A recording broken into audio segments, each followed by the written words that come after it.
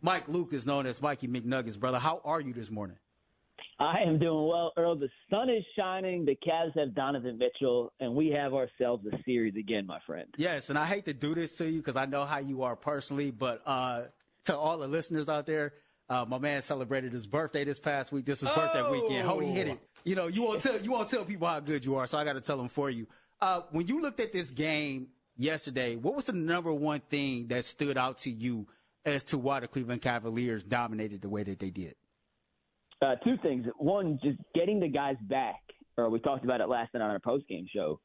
It allows everyone else to slide into their natural spot, and you don't have to rely on other guys to play excess minutes if they don't have their A game. A la Ty Jerome. He got a quick stint in the first quarter.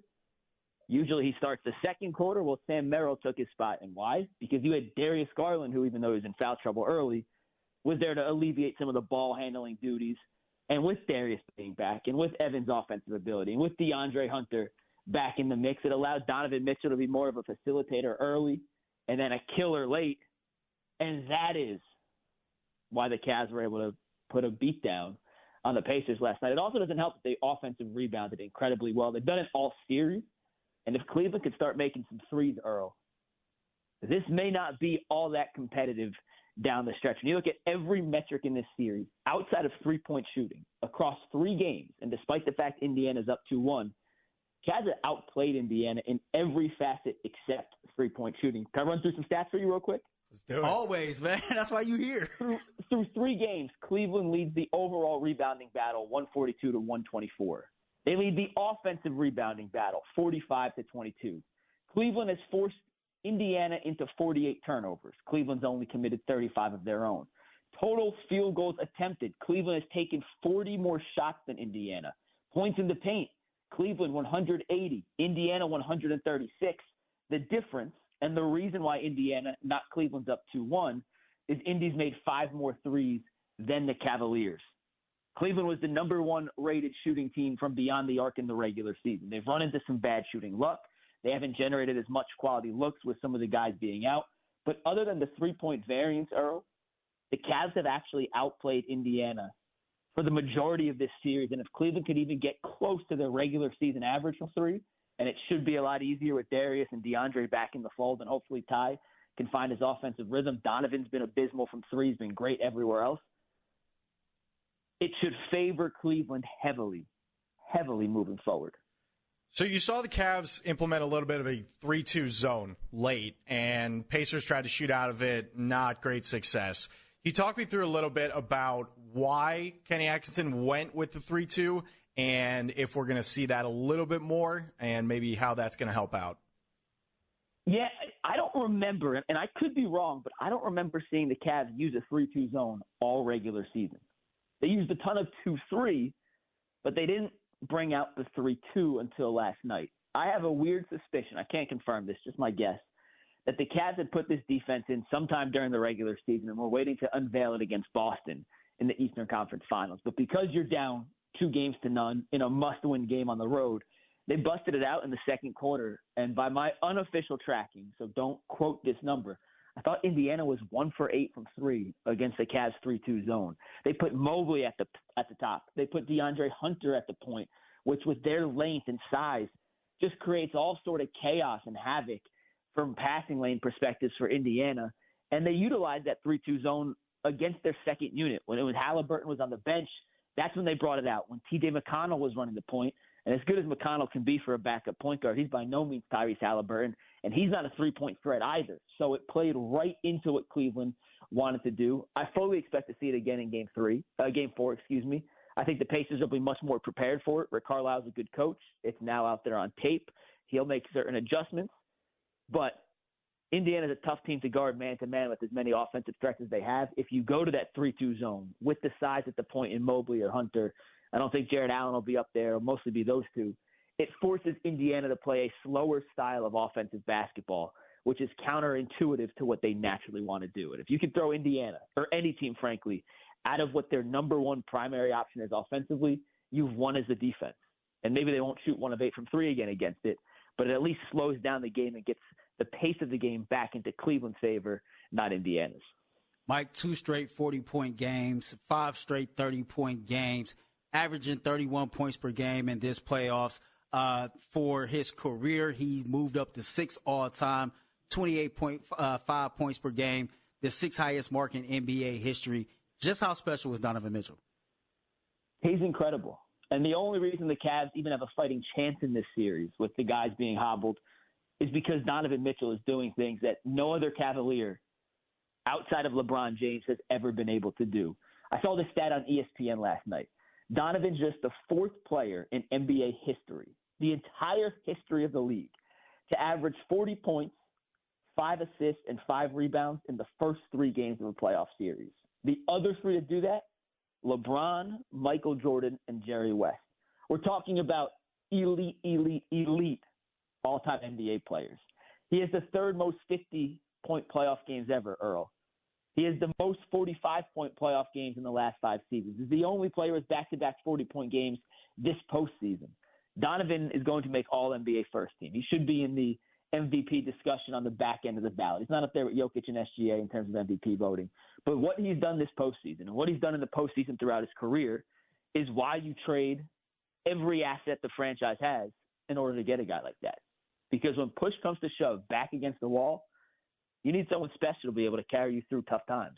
And Donovan in Game 2, with the heroic 48 performance, just didn't have enough help. Donovan did everything possible, didn't have enough help to carry Cleveland to a win.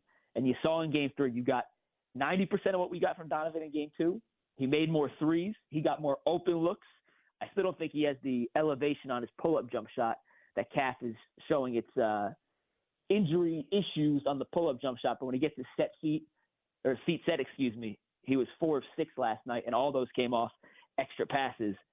He's been special, Earl, offensively, defensively, and most importantly, keeping his composure. Every time Cleveland needs a bucket, they're looking for 45, and he's doing something spectacular. I want to ask you guys a question on this. What's up? I don't know if you could put 4 names on a list right now, but I tweeted this last night. Donovan might be the best player I've ever watched at midair adjustments. His body control is second to none. And I put that out on Twitter, and someone responded, Derrick Rose at his peak was up in that conversation. Who else besides those 2 could you put on a Mount Rushmore of recent memory, at least, the best in-air body control and in-air adjustments for a guy who can finish? I got 2 on my list so far. Maybe you could jump in. But it's funny, as you were talking, I was writing down Derrick Rose, of course, Michael Jordan. I will put Donovan Mitchell on that list. I'd put Kyrie Irving on that. Okay. Kyrie's up there. He's more of I guess he finishes in a different way. I'm not sure he had the on-air or in-air athleticism, but his finishing was What about Allen Iverson? I feel like AI is more like Kyrie in that sense. I'm not sure they had the in-air adjustment. Donovan went up to try and dunk last night. And it turned into some kind of... And then brought it between 2 Pacer defenders and put English off. It was one of the most... Early said on the postgame show, if that happened in the 1980s, we'd be seeing that play every time the NBA did the best in the history of the league over the last... That play would have been on it. Yeah, it would have. We're so used to Donovan doing it on a nightly basis now that it becomes second nature. You know what, though? That'd be a topic elsewhere, because now you got me thinking. Go ahead. Mike, I totally agree. That was one of the best plays I've ever seen in basketball. You mentioned Ty Jerome. What the heck's wrong with him? I wish I knew, man. I sat down with Ty before the Miami series, and we talked about his floater and how he's turned an unconventional, forgotten about shot in today's NBA into his best weapon. And right now, Ty can't buy a basket if it was on sale at Dollar General. Like, that's how bad he's been in the series. And Ty's an irrational confidence kind of player. And I say that in a good way. You need your guys off the bench to have this irrational confidence, to truly believe that they're the best player on the court at any given moment, because that's what allowed Ty to have some of these league pass moments and incredible performances throughout the regular season. I think right now Indiana is forcing him to be a scorer first instead of a facilitator. And when you're forced into being a scorer and you can't buy a shot, it's a terrible combination. And Indy is being physical with him. Ty's not the most athletic guy. I think they're speeding him up a little bit. And it's easier said than done to slow the game down when things are moving and bullets are flying at 100 miles an hour. I think Ty and the Cavs and Kenny Atkinson and Darius and Donovan and the other leaders on this team have to get Ty to just take a deep breath, and see the game as it happens. Take what Indy is giving you, but don't force it. We don't need you to score 14 points tonight for us to be effective. We need you in your minutes to make the right decision. And if that is shooting, well, then so be it, and take and make the shots that you've been making all season. If you go back and look at the shots he's missed some really easy ones, some shots that 3 weeks ago we would have said we want Ty shooting that every single time. So he's capable of it.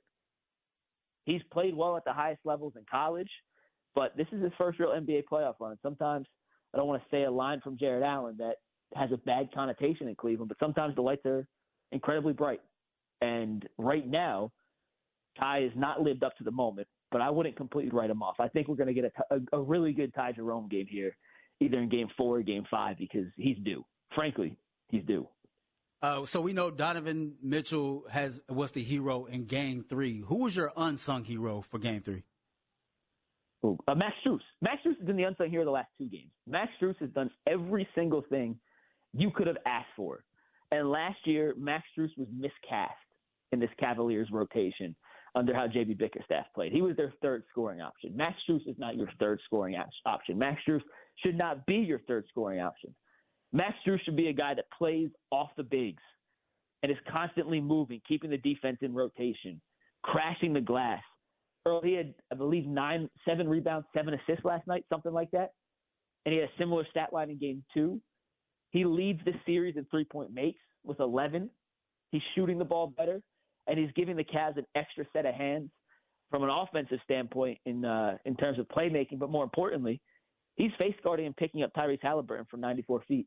And I said this last night, I'll say it again. Halliburton looked hindered. His left wrist did not look comfortable. He played an incredibly bad game yesterday. He's been great in Games 1 and 2. Game 3, he was nowhere to be found. And I don't think it's a surprise, or we shouldn't be surprised, that Max Strus played his best game on the same night Tyrese Halliburton played his worst game. You know, defense on Halliburton did a really good job negating whatever Tyrese had left in the tank. I was just about to add on to what you were saying.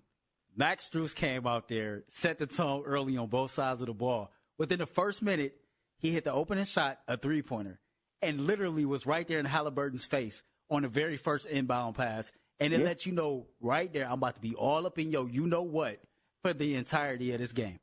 They did that in Game 2. And according to Second Spectrum stats, in Game 1, the Cavs face guarded Tyrese Halliburton on 1 possession. In Game 2, they face guarded Halliburton on 33 possessions. They did it a ton in the first half, and then as guys kind of tired out, they did it less and less in the second half. That first quarter in Game 2 where they held in the end of the 15-point arrow, Max Strus did the exact same thing. Basket, through the net, I'm picking you up full court. He did it again in Game 3. And Halliburton didn't play nearly as much. I don't have the official numbers yet. I haven't looked on Second Spectrum this morning to see how many times they face guarded him. But I counted in the first quarter, they had 8 face guarded possessions in the first 8 minutes that Halliburton played. I think the number would have been even higher than 33 in Game 2 if he played enough minutes. But Max Strus has been worth every single penny of the contract he signed last year in this postseason so far. And he's been unquestionably the unsung hero in my mind. All right, so we're going to get you out of here on this one, man. Of course, this is Mother's Day weekend. Talk to us a little bit about your mom, what your mom means to you, and just give her flowers while you can on this Mother's Day weekend. A shout out to Linda Lucas, the GOAT, in my opinion. I know we all have our personal preferences, but I hit the jackpot, Earl. My mom is still in my life, and I don't take that for granted in any capacity. We talk a couple times a week still. She is my interior designer. So if you see a lot of the steps that we use, a lot of that inspiration comes from Linda. She's one of the funniest people I've ever met. She's the life of the party. My extrovertness, is that a word? It is now. Yeah, it is now. It is now. That comes directly from that side of the family. So I know you're not listening right now, Ma. I'll send you the clip, but thank you for being the best. I love you, and happy early Mother's Day. I'll definitely make sure you get this clip to send off to Mama Lucas. Mama McNuggets, as I know her as. I was going to say, it's Mama McNuggets, That's right? Mama McNuggets, you Mama know. Nugs? Yeah, man. She was the original 5-piece that birthed this 10-piece. Here we are. It's her birthday coming up, too, so happy early birthday, too. Happy Ma. early birthday.